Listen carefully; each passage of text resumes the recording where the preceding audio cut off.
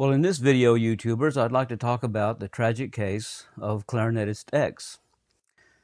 Clarinetist X remains unidentified because we want to protect the guilty, not the innocent. The tragic case of Clarinetist X has to do with the question I posed a little earlier in a video called You Picked It, You Play It. The idea of conforming to equipment or equipment conforming to you.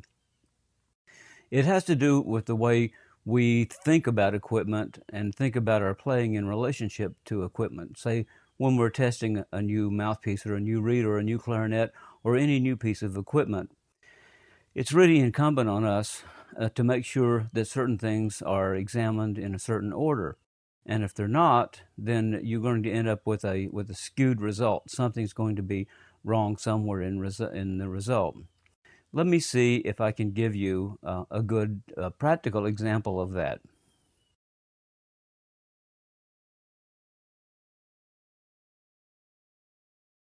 As a practical example, let's take a good piece of equipment like the click barrel. Now, the click barrel can have its very useful uses, so to speak, but it also, by its very nature, can have considerable abuses.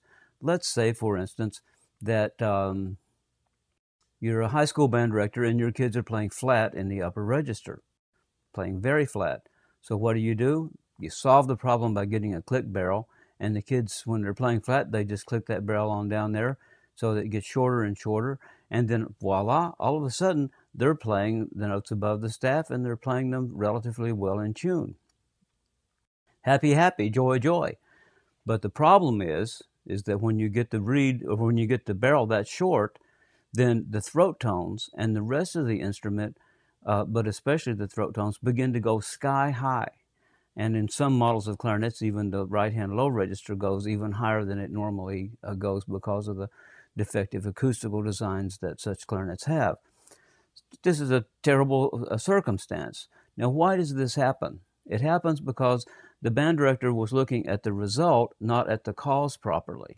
And because he misjudged the cause, he ends up with a skewed result. What do I mean by that?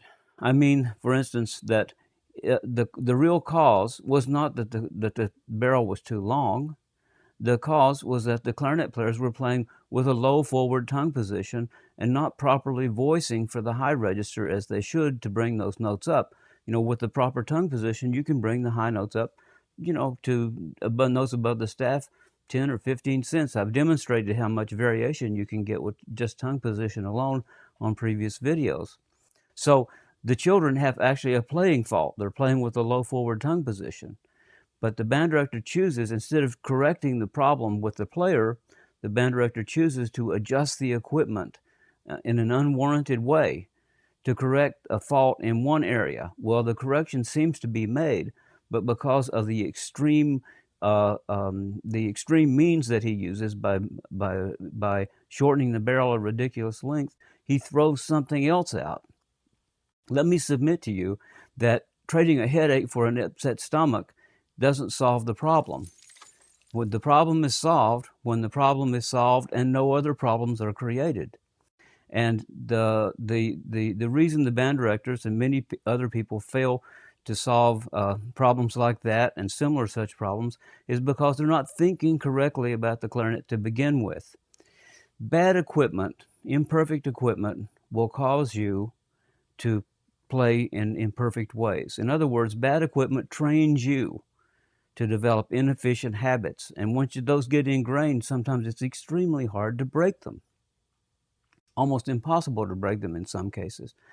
The fact is that the way you get good equipment is by first defining what proper playing mechanics are, and then demanding that equipment be as congenial as possible in terms of you being able to use those playing mechanics with consistency and in optimum degrees.